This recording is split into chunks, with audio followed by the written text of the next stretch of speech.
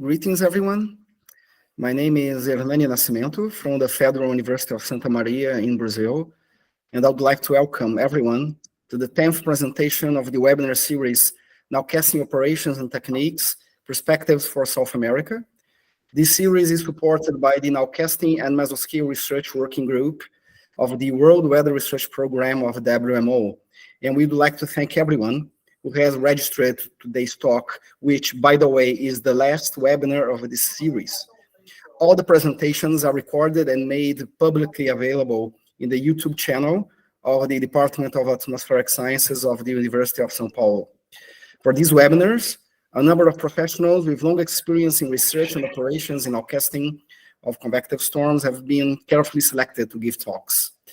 Today's guest speaker is Kyle Hilburn from the United States. Kyle's talk will be followed by a Q&A session. And for that, we would like to ask the audience to place your questions in the Google Meet or YouTube chat. We will read your questions right after the presentation. And please, for those in the Google Meet session, remember to keep your microphone muted. Now, I'd like to pass the word to Rachel Albrecht, who is co-chairing the webinar presentation with me, and who will introduce today's guest speaker. Thank you, Hernani. So I'm Rachel Albrecht from University of São Paulo, and it is my pleasure to present our last speakers from our webinar series, Kyle Hilburn. So Kyle completed his bachelor degree in atmospheric sciences from University of North Dakota, and then a master's degree from Florida State University and a PhD from Colorado State University this year. So congratulations, Kyle, for the recent PhD. Before coming to CIRA, Kyle worked in a private sector on microwave remote sensing with low Earth orbiting satellites. So Kyle joined CIRA in 2016, where he has been exploring the use of machine learning to get the maximum value of GOES satellite observations. So Kyle, thank you very much for accepting our invitation. And so the floor is yours. Thank you so much, Rachel, and it's my pleasure to be here today with you to talk about Gremlin, or GOES radar estimation via machine learning to inform NWP. So before we go any further, let's talk about the name Gremlin. I get a lot of different reactions to that name. The name is really meant to encapsulate the original use case for this work. That is taking data from the GOES satellite and performing radar estimation using a machine learning technique in order to use this to initialize numerical weather prediction. When I say Gremlin, a lot of people think about the car. That's not correct. Although I am seeking a compact representation of the information using machine learning, we're not talking about the vehicle. Another thing a lot of people think about is the movie from 1984, Gremlins. Although that movie involves a transformation of the Mogwai to a gremlin, and while the gremlin model does perform image-to-image translation, we're not talking about the movie today. So by the end of this talk, I'm hoping that when you hear the word gremlin, you'll think about synthetic radar reflectivity. So what's the motivation for this work today? The motivation comes from the impacts that convection has on our society. That includes severe weather hazards. It can include changes in fire behavior from outflow boundaries. It can also include dust storms. I've given one example here, a loop showing the heat from the mallard fire providing buoyancy to create a thunderstorm. And so it's a very complex multi-scale system. And so how do we get active convection into weather models when and where it's observed by GOES-R?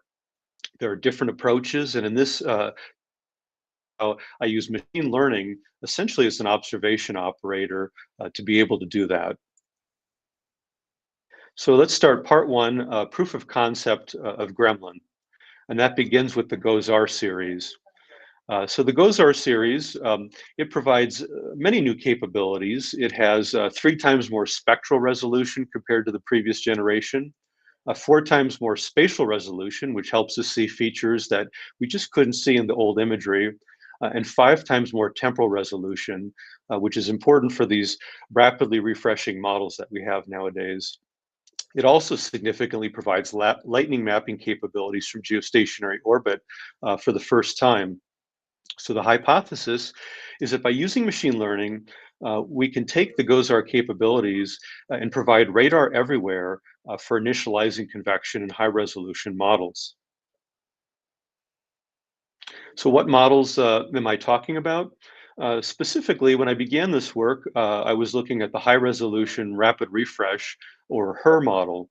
The HER model, which is shown in the green box over CONUS here, uses radar data over the continental United States to initialize convection. But since I began this work, they've progressed and now are developed the RUFUS, or Rapid Refresh Forecast System, which is outlined by this much bigger yellow box here. You can see a lot of this region doesn't even have ground-based radar coverage. So geostationary satellite products are really important both for initializing the RUFUS system and for assessing its quality. Now, before we get going, since this is probably a diverse audience with different backgrounds, what exactly is machine learning? My very short definition is that machine learning is simply a collection of very powerful nonlinear statistical methods. The goal of machine learning is to develop a trained model, and there's 4 components that have to come together to produce that model. The most important one is the data set. Ultimately, that determines what you can learn. You can only learn what's represented in your data set. Then there's the model architecture. That determines how the information from the data set gets extracted.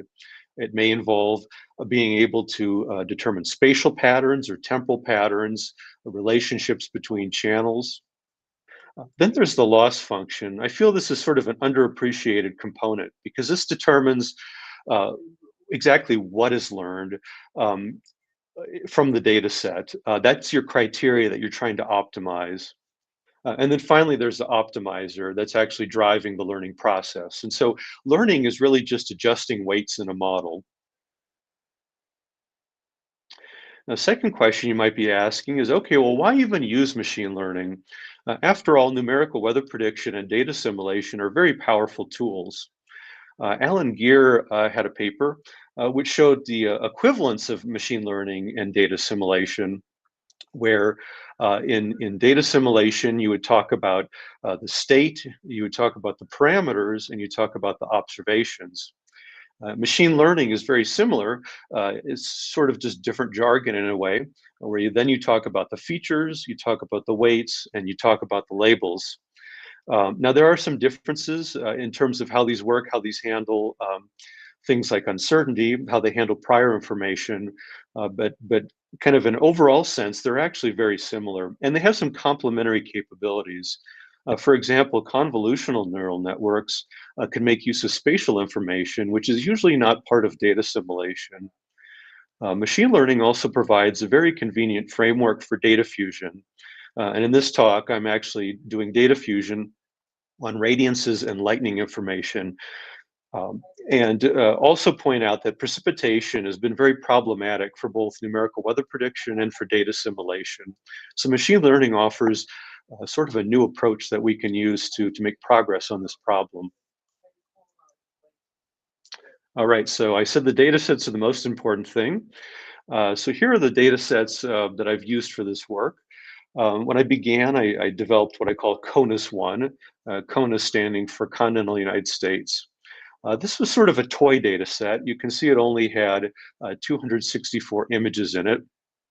I manually selected these cases over warm season 2019. And this provided kind of a starting point. You can actually train a CNN on your laptop using this data set. And this data set's available for download. The data set that I used for training the Gremlin model that I'm describing today is CONUS-2. This has about 10 times more images. And the way I assembled this was actually using an automated technique where I took storm reports and collected samples in order to maximize the number of storm reports. This data set's also available. And then finally, there's the CONUS 3 data set. I call this the kitchen sink data set.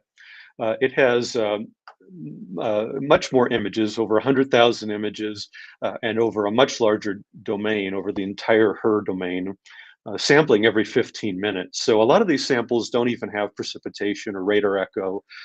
It's just collecting everything that was available over a 3-year period. And later in the talk, I'll be using this data set to do evaluation of the Gremlin model.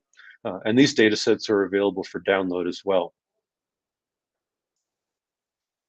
So then there's the model architecture. I mentioned that Gremlin is a convolutional neural network, and specifically it's called a UNet, or in the UNet family, and you can see it has kind of this U-like shape in the architecture. So there's 4 inputs to Gremlin.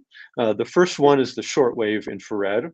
The next one is the water vapor for the mid-troposphere.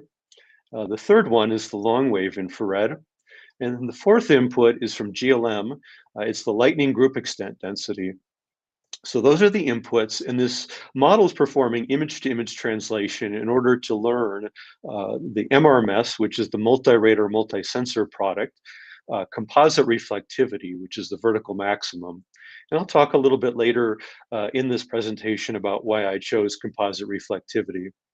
But this branch you see here, this is the encoding branch, and these blue arrows are the convolutional layers. They're actually extracting the spatial information. Then there's these red arrows. Those are the pooling layers. And so those are performing multi-resolution analysis on the data. And then once the information's encoded into the latent space here in this compact representation, then it's decoded in this branch through more convolutional layers and through upsampling layers. And I'll talk more about exactly what's going on in this network. One important concept with convolutional neural networks is the concept of receptive field.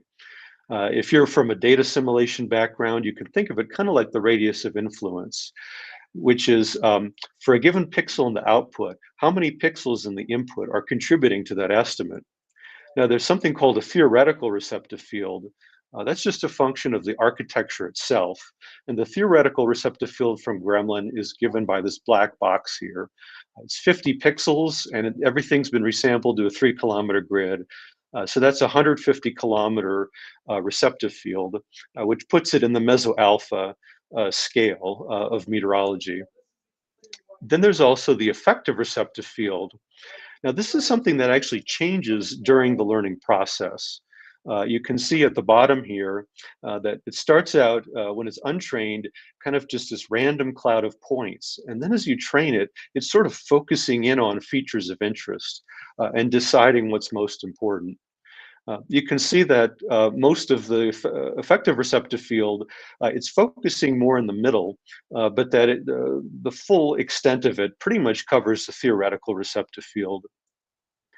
Now, so you might be guessing, and this is correct, that Gremlin is really best suited for phenomena that are on this meso-alpha range. There are new architectures called transformers, which can get spatial context from the entire image. Then there's the loss function. So this is what's determining what's actually learned, and it's helping focus the network's attention on what's important, and it constrains the solution. So when I started working on this problem, and you can see this is a performance diagram. So let me orient you to this first. So performance diagram, it has probability of detection on the vertical axis here. And then on the horizontal axis, it has 1 minus the false alarm ratio. And so perfect is the upper right corner here. And when I do analysis on the performance diagram, I threshold the data at 5 dBz intervals from 5 up to 50. And so when I first trained Gremlin, I was using just a standard mean square error MSE loss function. And it produced this black curve here, which says no weight. And in this part of the performance diagram, this is where you're underpredicting. So you can see that when I first trained the model with a mean square error loss function, I was severely underpredicting the stronger radar echoes. And so why is that? Well, radar reflectivity, much like precipitation, follows this exponentially decreasing distribution. So it's an unbalanced situation. And so I wanted to help the network focus on the less frequent but very important high reflectivity values. So I tried instead using a weighted mean square error loss function, where it's this, I'm still taking the difference between the predicted and true, but then I'm also applying a weight that depends on the true value. And so at first I thought, well, okay, what should the weighting be? Let me try 1 over the probability distribution function. That gave the blue curve here, which you see increases actually overpredicts the weak echoes and is still underpredicting the strong echoes. So then I performed what's called hyperparameter optimization in order to find a weighting that would be most desirable. And you can see I use this generalized exponential form. And there's different things you can try to optimize. You might, it's for some applications, you might want to maximize your probability of detection. Others, you might want to minimize your false alarm ratio. For this one, I chose to get the minimum bias. So the bias here, 1 is perfect bias on the 1-to-1 line here. And so by doing that, by minimizing the bias, I'm balancing over prediction and under prediction. And I found that qualitatively, that gave the most realistic looking radar images. I realize this all is very complicated, and I'll point you to an archive paper that Emma Ebert Uphoff, I, and others worked on. We provide code and go into more discussion about this and other loss functions. All right, so why is this all important? So let's talk about where we were when we started this project and where we've come using machine learning.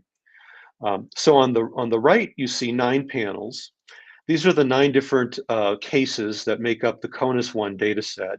And these right panels are from MRMS. So this is true ground-based radar data for these different cases. On the left, we see the predictions that were made before we had machine learning, where we didn't have any information coming from spatial context, and we didn't have any lightning information either. So this is kind of the situation. What do we have before we had GOES-R and before we had machine learning? And you can see that compared to the real radar data, things are very blurry. You either have the situation where you lack strong echoes entirely, or you have strong echoes over much too large an area. You just can't pinpoint where the strongest radar echoes are located. So this was the situation at the beginning of the project. Now, here is where we're at currently. So here we have the benefit of convolutional neural networks that extract the spatial context information. That's what the human eye uses when we look at satellite data. It also has the benefit of lightning information as well. So when you put those capabilities together, you can see now we're doing a much better job at pinpointing where the strong echoes are. You'll notice it's not perfect though, particularly in stratiform areas. Gremlin can struggle a little bit because in those areas, you tend to have areas of clouds that are cold and relatively homogeneous. And so there isn't as much spatial context. There's often less lightning as well. So you can see in some of the stratiform areas behind the convective lines that you'll see a little bit of flickering. And that's just a function of noise in the data set. Here's another example. So Gremlin was trained on warm season convection of the United States. It wasn't trained on any tropical cyclones. So one question with machine learning is, well, how does it generalize to examples that it hasn't seen before? And so this is an example for Hurricane Ian, which since it was just offshore, we have fairly good radar coverage of it. And you can see that Gremlin's doing a pretty good job with the eye wall. It's resolving that. But you can see some of the other rain bands that it's not picking up on those quite as well. So the conclusion here is that, you know, when you have strong brightness temperature gradients and when you have lightning, Gremlin tends to do really well at capturing what the radar sees. And in situations where those are lacking, it's a little more difficult. Here's another example.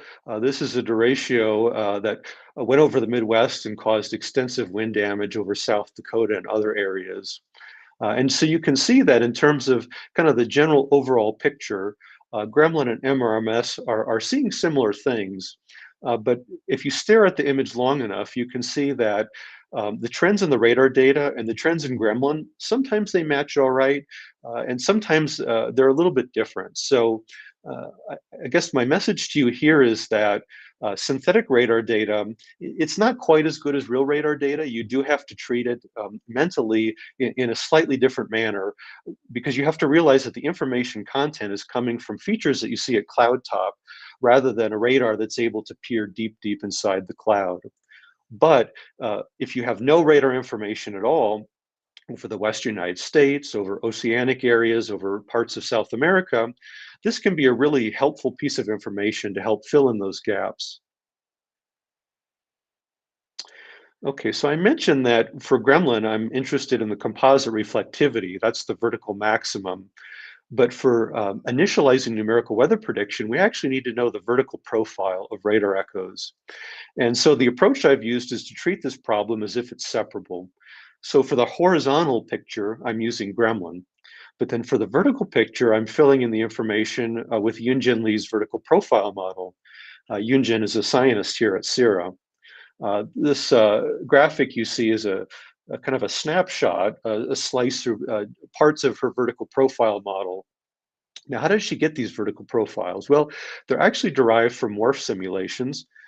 She configured the model just like her model, which was our intended target for this technique, and then constructed a lookup table based on all these WRF simulations.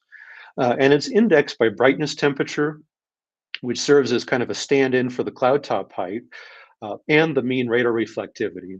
So the workflow is that first you run a convolutional neural network on the GOES data, you get the Gremlin estimates, then you provide that estimate plus the brightness temperatures from GOES into the vertical profile model, then you can assign a vertical profile.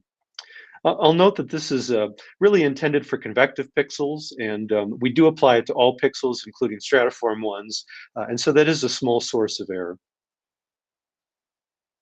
So let's take a look at an example of actually using Gremlin in numerical weather prediction.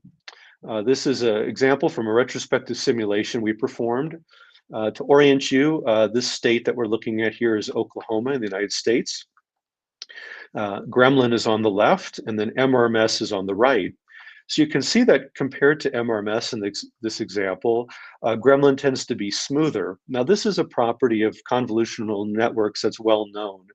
That when there's uncertainty in things, convolutional neural networks tend to produce a little bit blurrier image from reality, kind of hedging their bets in a sense, in order to cope with that uncertainty.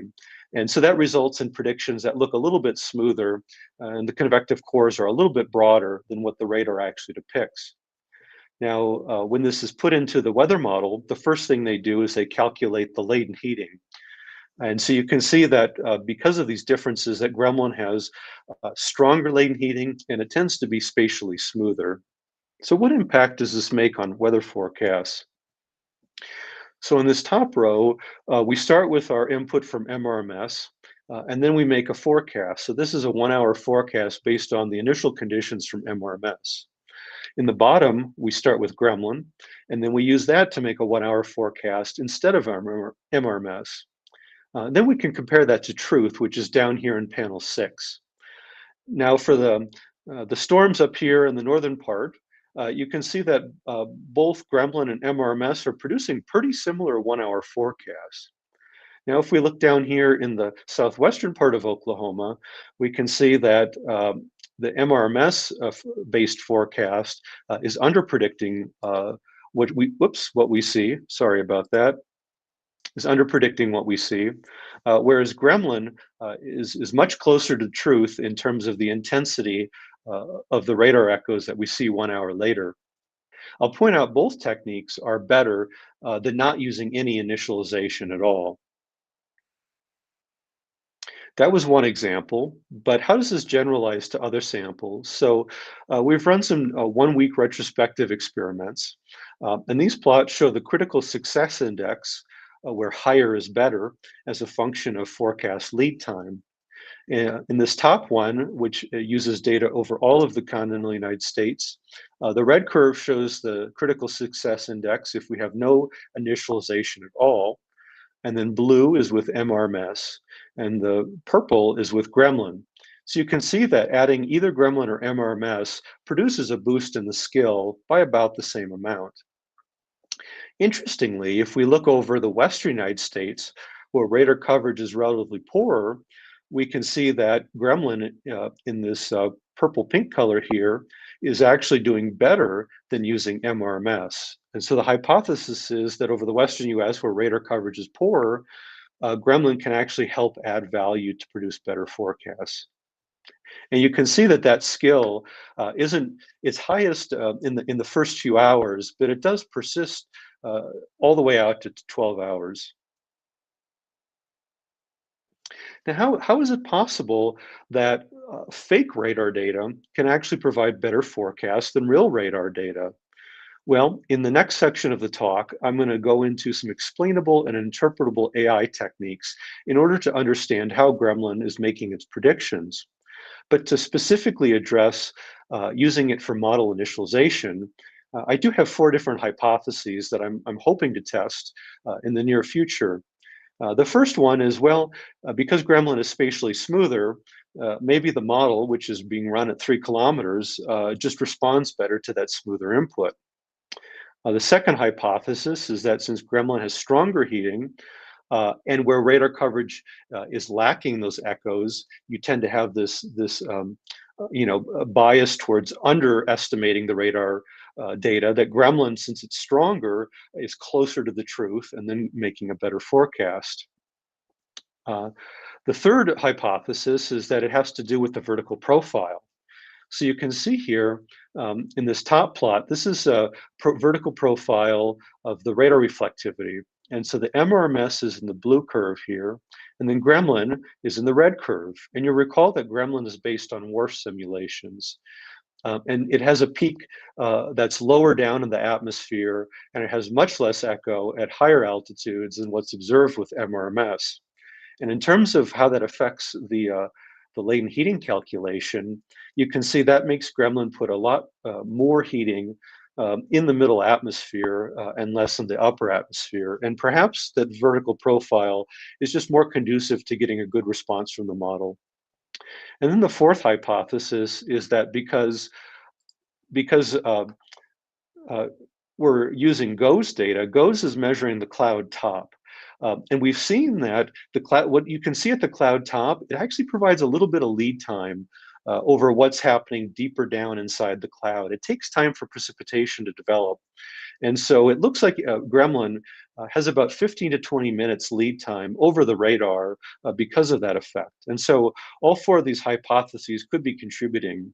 And so I'm planning to do some simulation experiments using the new WRF model in order to test these.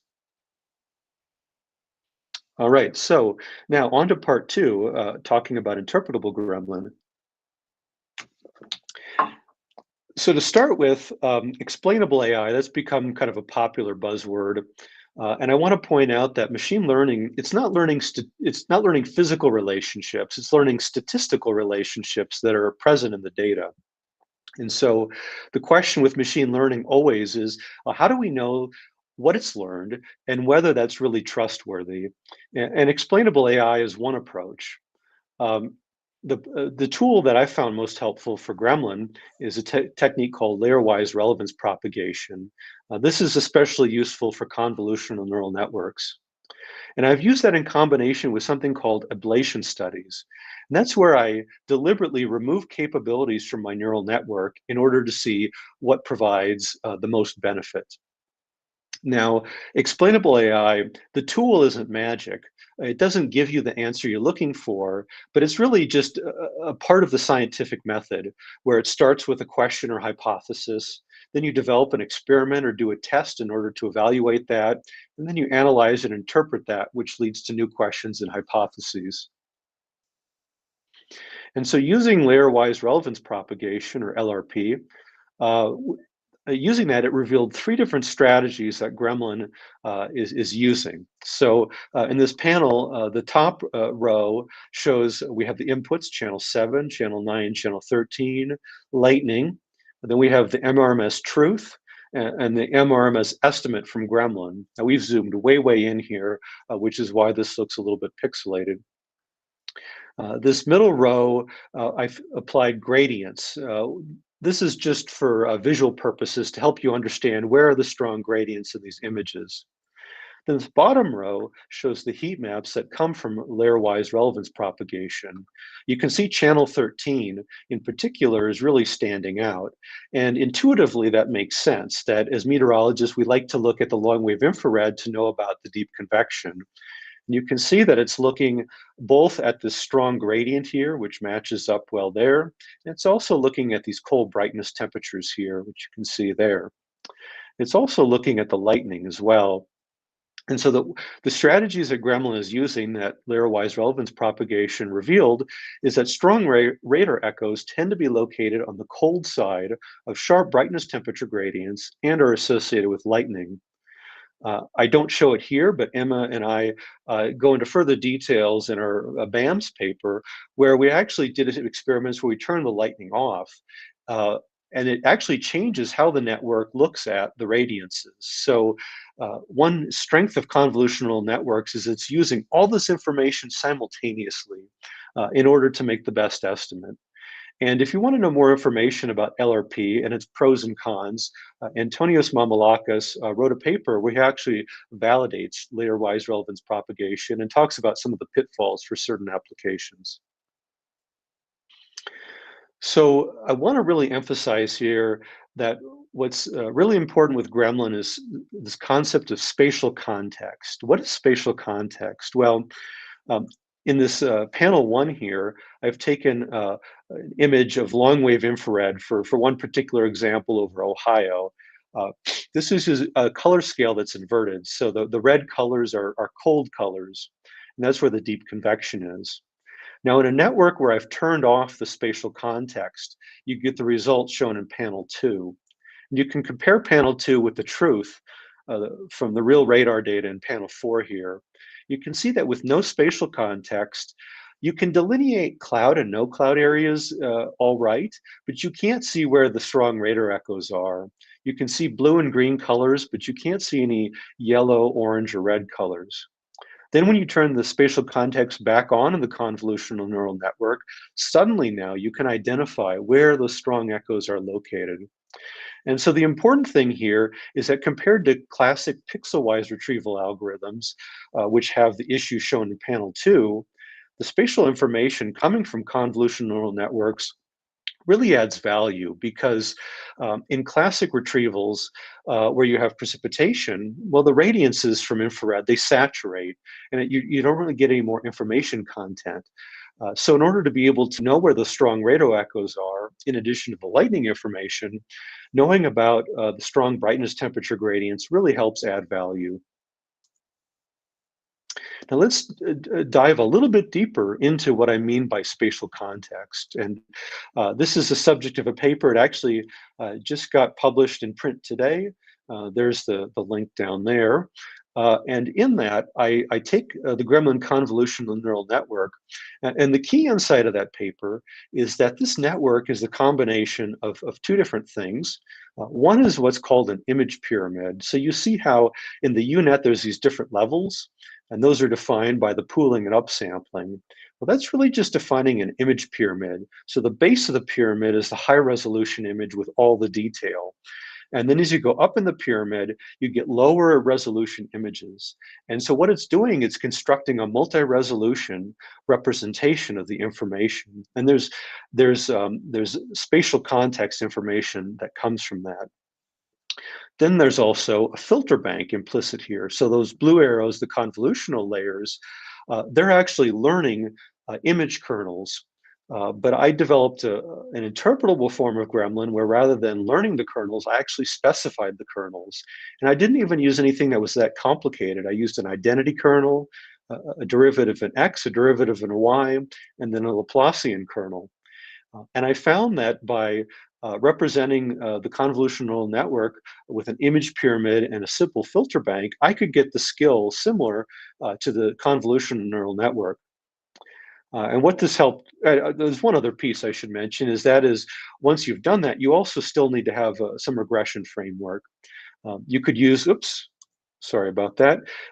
For that, you could use a dense neural network, which handles nonlinearity very well. Or because that's not that interpretable, you can also use a linear regression. And so this exercise, what it showed was that the skill of the convolutional neural network, it's coming from this combination of the multi-resolution information, the gradients in the image, and also the nonlinearity. And in CNNs, these all get kind of smushed together. And so it's really hard to understand what was going on. But with this approach, you can pull those apart. And so I took a convolutional network that had 47,000 parameters, and I was able to approximate it using an interpretable model with a linear regression that had only 2,000 parameters. And so by exposing the effective input space of the convolutional neural network, I was able to reveal 5 more strategies that Gremlin is using to make its predictions.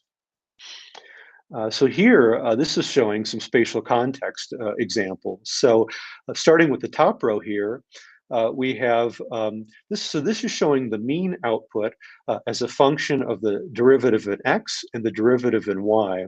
You can see here in the data, when this was collected over CONUS in 2019, that there is kind of this preferred orientation here, where the stronger radar echoes tend to be located on the southwestern side. And this makes sense because a lot of the examples from that time of the year, there was a deep trough in the western part of the United States, and you had southwesterly wind shear. And so physically, this makes sense. You can see that the Gremlin model, the CNN, the convolutional neural network in this panel, the interpretable model using the dense regression framework and the interpretable model using the linear framework, they're all finding that similar preferred orientation. So before I said strong gradients mean strong radar echoes, well, there's also preferred orientation depending on the wind shear regime. Now you might notice that some of these have stronger responses than others, and why is that? Well, that's because of the loss function, where I used a weighted mean square error loss function. And so that's deliberately pushing the model to produce higher radar echoes. So it's a biased estimator. And that's why you can see that that the different models have different degrees of a bias there. Then in the lower panel, it's showing an example of the multi-scale information. So on these panels, the horizontal axis shows the information coming from the low resolution part of the pyramid, and then the vertical axis from the high resolution part of the pyramid. Now, if it is just as simple as that, cold brightness temperatures and strong radar echoes or strong gradients were causing the strong radar echoes or associated with it, you'd tend to see things along the one-to-one line, but that's not what you see. You see that they're displaced off the one-to-one line. Why exactly is that? And so what's happening here is that you have a strong gradient in brightness temperature, but then where in that area of cold brightness temperature do you locate the strong radar echoes? And so what this is showing is that by using the multi-resolution information, the model is actually able to locate those echoes the proper distance away from that strong gradient. And so you can understand that this is a multi-resolution information kind of problem. And so that image pyramid is helping you to do that. Okay, and then the interpretable model also helped reveal some multispectral information that wasn't very clear from layer-wise relevance propagation. LRP looks at each channel individually, but by using this interpretable technique, I could see how different channels were interacting. So this top row shows an example where you have the long wave infrared on one axis, and then the short wave infrared on another axis. And you can see there's these clusters of points. I'll point out particularly these up here, where you have very cold long wave infrared, but very warm short wave infrared.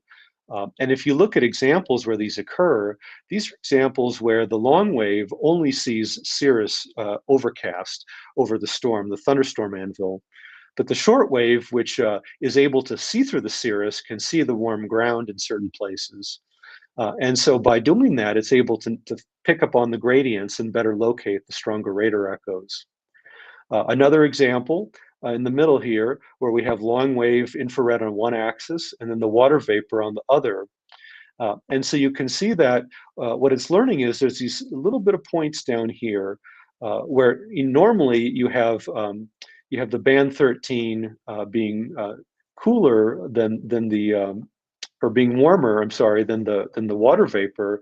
But then there's these little bit of points down here where it's the opposite, and that's due to overshooting tops and thunderstorms, and where water vapor can get up into the stratosphere. And when that happens, you have a much higher likelihood of strong radar echoes. And so the model's learning that as well. And then the bottom set of panels, it has lightning on one axis and then the long wave infrared on another axis. And so what this is showing is that it's not just the cold brightness temperatures or the lightning by themselves, but it's the combination of the two. And so, there's certain cases where you might have cold brightness temperatures, but you don't have any lightning, and that makes radar echoes less likely. And so by using the information together, the model's better able to do a trade-off of probability of detection versus false alarm rate. Now, I mentioned nonlinearity earlier, and it turns out that nonlinearity is pretty important for this problem. And it's not really clear with a convolutional neural network because it's all kind of happening under the hood. But with the interpretable model, I found I wasn't able to reproduce the CNN skill until I included what's called a gamma correction. This is used in RGB imagery often. So if we look down here at the long wave, for example, that if this is a plot that shows the input channel on the horizontal axis and then the mean output value, and the data is in blue. And so you can see there is a nonlinearity here. And so a gamma correction fits a power law to that, which is shown in the orange curve. And so I remove the nonlinearity in the mean before putting it into the interpretable model. You can see that the water vapor is actually the most linear band. It's nearly linear. The lightning is the most nonlinear band, where it's almost an off and then on sort of situation. It's almost acting like a mask in a way. The shortwave has kind of an interesting pattern due to day versus night and whether you have thermal emission or not, or solar reflection in addition to the thermal emission. So in addition to this kind of mean removal of nonlinearity using a gamma correction on my inputs, for the linear regression, I also include quadratic terms, both the linear interaction terms and the quadratic terms in my model. And so between those different sources of nonlinearity, I was able to reproduce what the CNN was showing. Now, I do want to point out that lightning adds a lot of value to this application. That's really a key capability of the GOES-R series. And I'm really excited now that we have MeteoSat 3rd generation that provides lightning as well to be able to extend this technique over Europe and Africa. So this is an example here on the right where we're going from day into night, and the image is geocolor, which shows that transition of day into night. And normally we would lose a lot of our information about where the convective cores are, but GLM, which is shown in the blue and purple colors, blue, purple, and white colors, you can see where those convective cores are even as you go into night. And so it can be shown, and I have a citation down here, where they look at how radar reflectivity can be related to updraft to the 12th power, and lightning flash rate is related to updraft to the 5th power. So there's very strong relationships there, and updraft is the key physical linkage that where lightning information is giving us value. But as I mentioned, that there's also the spatial context. So what's the relative contribution from lightning versus radiances?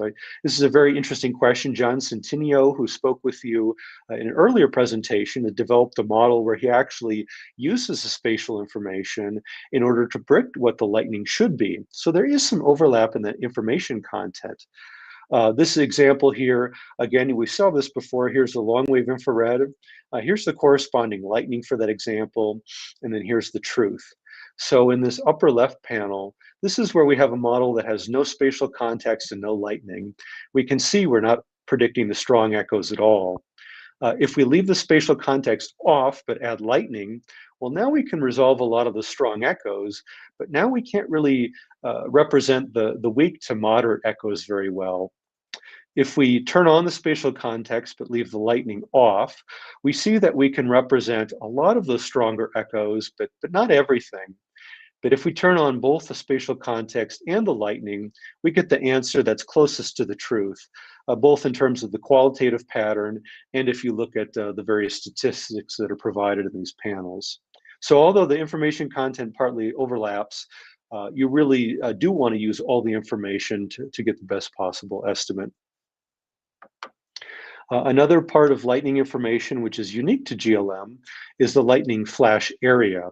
So the idea here is that stratiform precipitation tends to produce large lightning flashes, whereas convective cores tend to have small, compact flashes. And this is unique information coming from GLM that you don't get from other sources, such as the Worldwide Lightning Location Network, or WLN. So in this example here, we have this big thunderstorm over Iowa. You can see the big anvil here. And you can see that there's lightning. There's a little bit of lightning up here, and there's more lightning down here. Now, the lightning up here, you can see has really big areas. So that's more likely to be stratiform, whereas the lightning down here has small areas, and it tends to be, is more likely to be convective.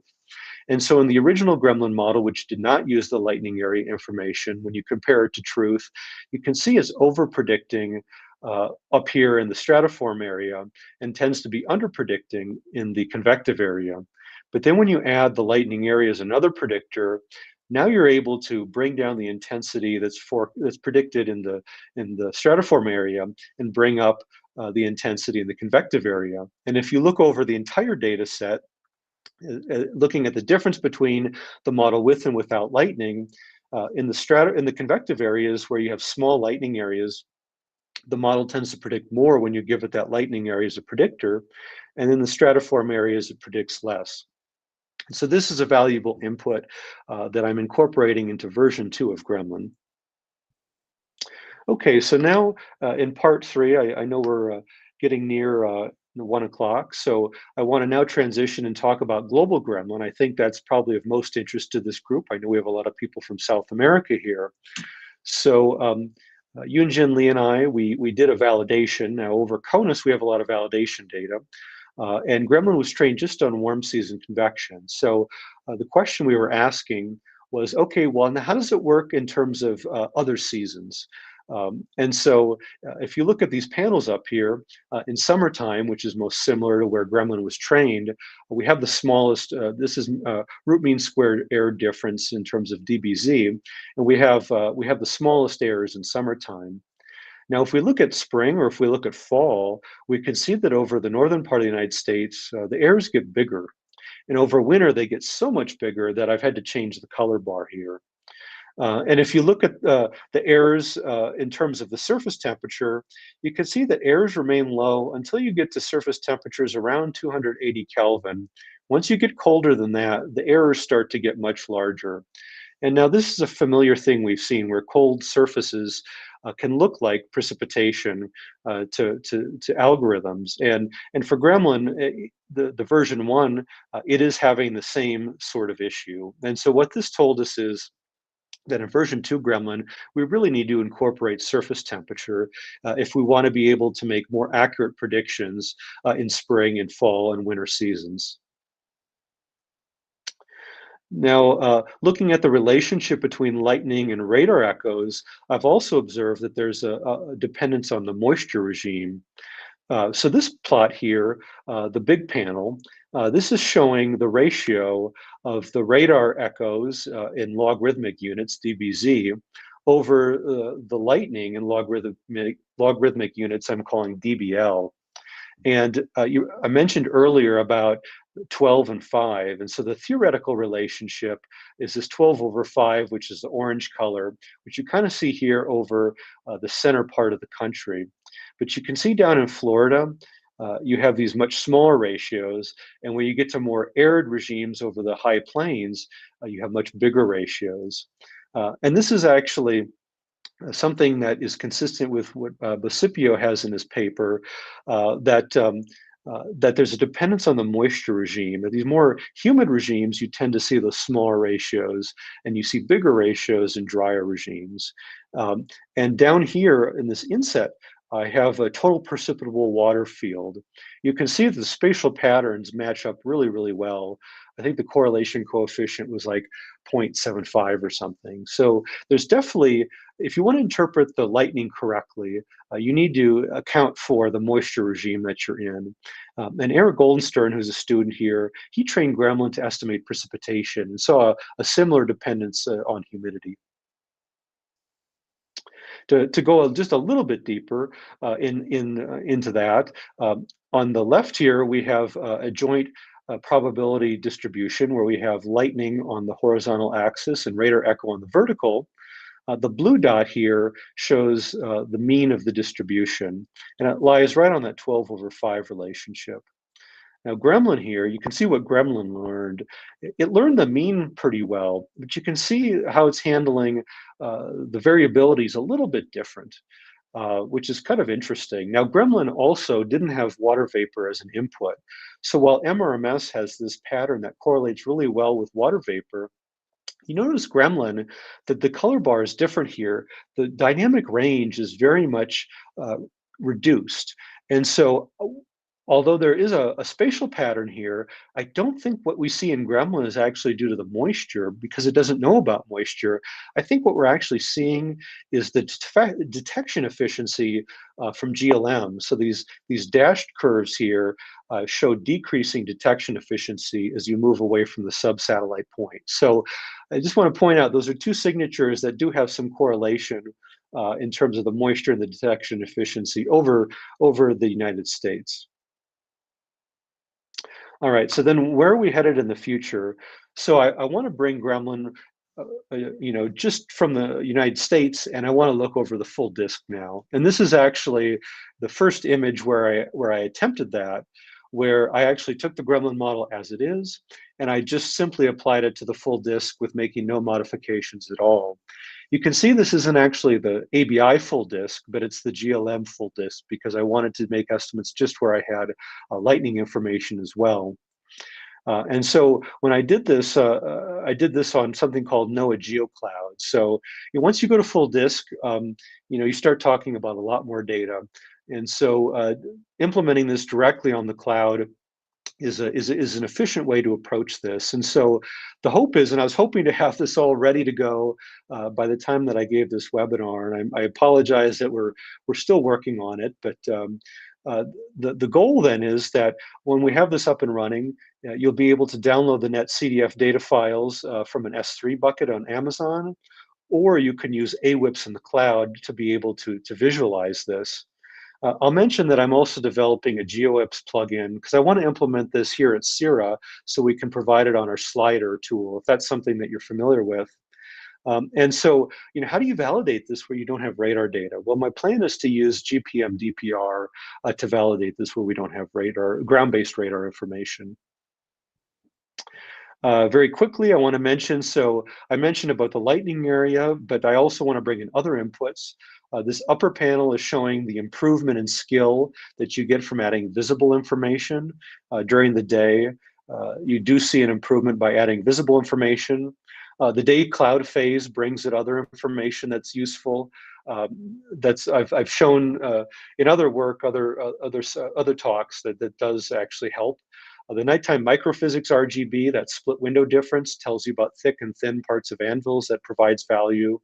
And the severe storms RGB, that brings in water vapor information and does some differencing, and it can find structure where it's lacking in the day cloud phase. So bringing in these other inputs from ABI is part of the version 2 Gremlin work that I'm working on now. There's derived products that could potentially add value. And I have some longer term plans to actually merge Gremlin with passive microwave and bring in advected layered precipitable water information as well. And then finally, so what I showed you today was focused on initializing weather models, but future weather models are actually moving towards variational data assimilation. And for that, you need uncertainty estimates. Libby Barnes here at CSU has developed an approach where you use a log likelihood loss function. And so in addition to predicting the mean, it actually predicts the standard deviation as well. And so that way you can get uncertainty estimates at every single pixel. And that way you can put this in numerical weather prediction and actually blend between the real radar data and the synthetic radar data.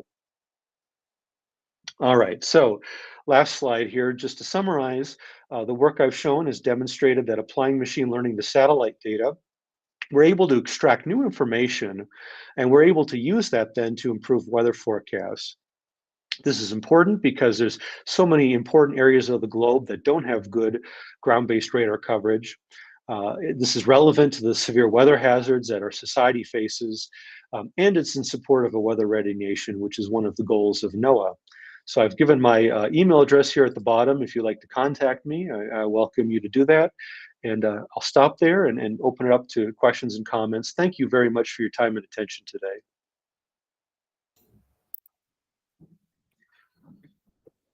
All right, thank you, Kyle, for a great presentation. Okay, yeah, so now we are opening for a Q&A session. Let me check if we have here in the Google Meeting chat.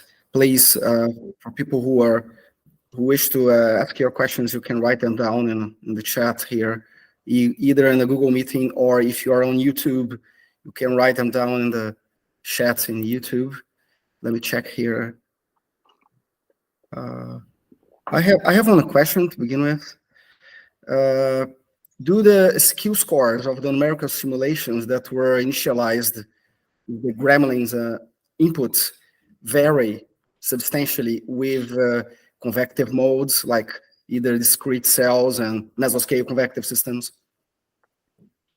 That's a really good point, and yes, there is some variability, and we've done retrospective simulations on different times, and so on times where the precipitation is more synoptically scale forced, Gremlin doesn't do as well, and doesn't help as much. In times where you have Gremlin really does best on isolated discrete cells. It also does really well actually on linear convection, which that's sort of counterintuitive. But when convection is changing convective modes, such as kind of cells that are aggregating and then turning into a line, it tends to produce a lot of lightning that GLM can see. And so Gremlin's able to pick up on that. So where you have deep convection, especially convective initiation, I think in convective initiation, Gremlin is really able to help and provide the most additional skill. So yeah, there is some variability, but I was happy to see that it wasn't blowing up the model or making things a lot worse. So Gremlin provides neutral skill in the worst case, and in the best case, does provide helpful new information. Okay, right, thanks. Okay, we have I see questions on both YouTube chat and also Google Meeting. I'll read the one by Toshio. Have other kernels have been tested to capture the context of images? How did you get to the kernels used? That's a really good question. So one thing you have to understand, so convolutional neural networks, they usually just use these 3x3 kernels. And you say, well, how can that possibly pull out all this spatial information? Wouldn't it be better to use a much larger kernel? Well, convolutional neural networks, they kind of do kernels upon kernels upon kernels. It has kind of this hierarchical structure. And that's what's giving this larger spatial context. So, I've tested different kernels, and the 3x3 in terms of the convolutional network really do a good job and are computationally efficient. Now, in terms of the interpretable model, I found, so my motivation for using the 4 that I did was kind of like a Taylor series expansion. And it seemed like that was kind of grabbing the most important information. Now I've tried some other kernels. There's so-called laws texture. He has different 3x3 and 5x5 kernels. I didn't see huge improvements from adding those additional kernels. That's not to say that that there isn't more skill that you can go after, but really those simple kernels with the image pyramiding seem to be able to do it well for this application. Now, that doesn't mean it's going to do it well for all applications. I tried applying this interpretable framework to another network that was doing resolution enhancement. So I had a network that was taking some blurry satellite imagery and making it more high resolution. And for that, I found I needed a lot more kernels. So depending on how much spatial context you need and how the network's using it, you may need more kernels. So this approach I show here, it works well in this application, but it may not work well for every single application. All right. There is also one question here by Chico Viana. Hi, I'd like to ask if you're thinking in using GAN or CGAN for the next phase to see if it helps the generator model to predict minor details better. Okay. I'm not sure I understand those abbreviations, but I think what you're getting at is, are there different architecture choices that could improve the blurriness issue? And the answer seems to be yes. So I'm working with Jason Stock, who's in the computer science department at Colorado State. And he's actually developed a transformer version of Gremlin, and it does seem to make sharper predictions. How much sharper we can get them, we're kind of still looking at hyperparameter tuning, but even just the baseline transformer model was able to, if you look at sharpness metrics that look at gradients, it was able to do better. One other thing I'm looking at is bringing in gradients into the loss function. So if you're training not just on can you predict the value, but also the gradient in the radar reflectivity, can you get sharper predictions? And it seems like you can. So there are some different approaches that we can bring into the machine learning, both in the loss function and in the architecture choices that can help sharpen up this a little, help us sharpen things up. But, you know, how much sharper can we get? Can we ever get, you know, to what the radar data is showing? Probably not all the way, because keep in mind that we have information that's coming from cloud top. Now, if we bring in passive microwave that can see a little bit deeper into the cloud, that can probably help too. So there's different approaches that I'm investigating to help sharpen things up. All right, thanks. Chico Viana, he just added one comment. GAN would be generative adversarial network. Okay, right. Oh, thanks.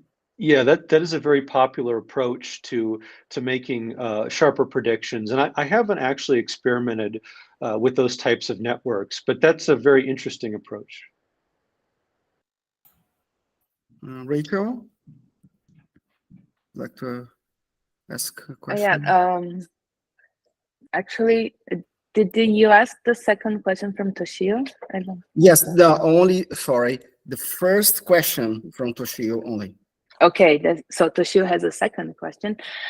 Can you talk more about the loss function? Also, is the weight for the reflectivity values linear? Okay, so in the loss function, the weight is very nonlinear, actually. I found that I really had to focus the network's attention on the strong echoes. It's sort of like training a dog, where you have to kind of put his nose in it to teach him, focus on this, this is what's important. And so I really had to teach this network, focus on those strong values in order to be able to get realistic looking radar images. So it is very nonlinear. And you know, there's other approaches to loss functions as well. Some people are looking at fraction skill score, where that way you don't penalize the network as much if you're just off by a pixel. So there's a lot of different interesting approaches out there. In this presentation, I had a link to the CIRA guide for loss functions. And if you want to look at code or more discussion of that, I highly recommend you take a look at that. I can go to that slide right now so that if yeah, there. So here's the archive link right there. If you want to write that number down to help find that.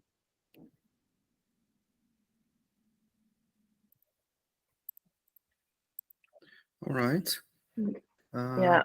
So Fernanda Verdelho has a question. So she says, thank you. And also, has the method been converted into rainfall rate and compared against other precipitation estimation techniques? And that's a great question. And so I mentioned on a previous slide that Eric Goldenstern, who's a student here at CSU, he took the Gremlin model and instead of training it to radar reflectivity, trained it to precipitation estimates. And it's interesting. So he found that actually precipitation is much more difficult to estimate than radar reflectivity. Composite radar reflectivity is integrating kind of everything that is in the vertical, whereas precipitation, things that are going on near the surface, is there dry air, is there moist air down there, they can play a role. So precipitation is actually a more difficult quantity to retrieve because what matters is at the surface. Compared to this, where I'm trying to estimate the vertically integrated radar reflectivity. So it is a much more difficult problem. And let me go to Eric's paper here. Yeah, so the paper is Goldenstern and Kumaro, and it was just recently published in the Journal of Applied Meteorology and Climatology. Okay, so I have a question. Could you explain a little bit how did you choose those 3 ABI channels? Very good question. So that was actually some much earlier work where I was looking at all the different ABI channels, and I was looking at what channels provide the most improvement in skill. And the channels that popped out from the analysis were the long wave infrared was very important. The water vapor was important. The shortwave infrared was important. The visible channel was important, and the cloud particle size was important. Now, for version 1 Gremlin, though, I decided to focus on just those infrared channels because I wanted an algorithm that was day and night. I didn't want to have to kind of deal with that complication of, well, do you want a different algorithm day and night? Do you want to give it solar zenith angle? There's kind of a lot of questions once you bring in solar reflective bands. So the downside is that for version 1 Gremlin, those visible channels, it really does help during the day. And that's why I'm bringing that in for version 2. But it was basically an analysis, kind of, I guess you'd call it feature selection, looking at what channels provide the most skill, and that's how I picked those channels from ABI. But as I mentioned on that slide near the end, that some of those other channels that provide information about the split window and things that look at the water vapor profile, those do seem to help as well. And so, with machine learning, the more information you give it, the better. All these things provides patterns, and the more diversity of patterns you can bring in, the better an estimate you're going to make. So, although I only started with those few channels, I'm evolving towards an approach that brings in as much as I possibly can. Okay. Okay. And can you train your model with GPM radar? And that's something that I've been thinking about. Now, the tricky thing is that for a convolutional neural network, you need to train it over pretty big images. Right? You have to, for a convolutional network, you need to train it over fairly large images. And so I'm not sure if the swath width of GPM is really going to be adequate to train a CNN. So that's why I developed this interpretable model. So I can kind of take different approaches and see what's being learned and see what needs to be modified. So I would say that's a work in progress. I definitely will be using it to evaluate the data, and whether I need to use it to kind of recalibrate the model or to adjust the model. Yeah, that's definitely work in progress at this point. So I'm sorry I can't answer that more fully right now, but maybe in a year's time I'll be able to give you a better answer for that. Yeah, you don't need like time information, like sequential time information, because like GPM will give you only one snapshot.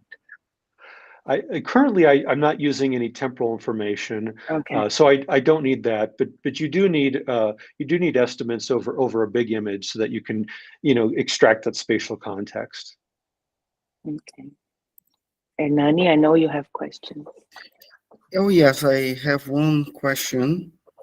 It's for the tropical regime. Let's say you mentioned the case with the hurricane. Like in tropical latitude, it's not rare to have situations of heavy convective rain, but with no lightning or very little lightning when you have warm cloud microphysics dominating. Could we expect Gremlin to have a harder time in synthesizing radar echoes in that case? And I wonder if this is a road for future research with Gremlin. Absolutely, and I think it's one where linkages with people in the tropics would be helpful for me. So I brought up on this slide. This is the summer map I'm pointing at, and Gremlin was mostly trained over this region here, which excluded Florida. Now you can see over Florida the errors are larger, and so I totally agree with you that when you get into more tropical regimes where the relationship between the lightning and brightness temperatures and the radar reflectivity are different, the model's not going to perform as well. And so the model needs to be trained on those data, and it needs to have the proper inputs to know when it's in one regime versus the other. So absolutely, this is very much a subject of my current work as I'm trying to extend Gremlin to provide reliable estimates over all regimes globally.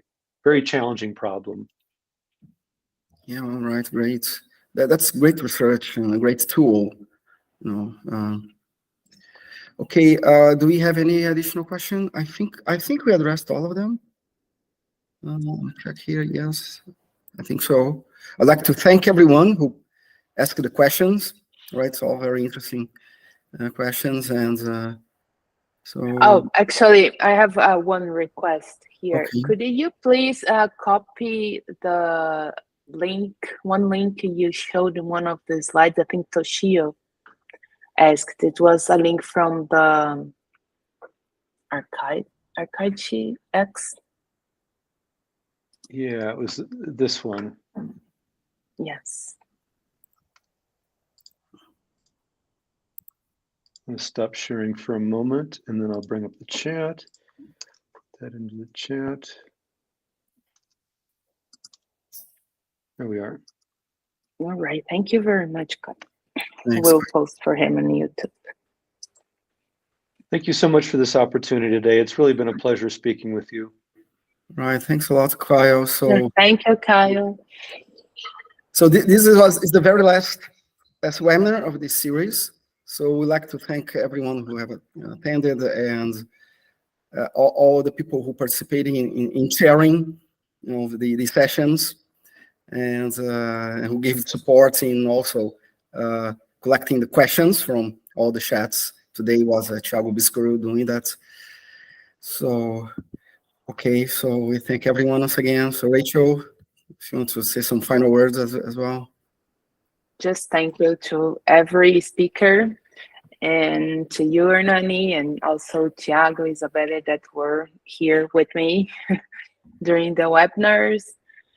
And so the webinars, they're all online on YouTube.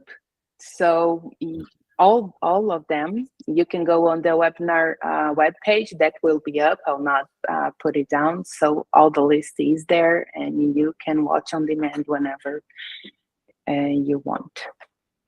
Okay, so right. Bye-bye, everyone. Thank Bye, you, Kyle. everyone. Bye, Hernani. Right. Bye, Kyle. Thanks a lot.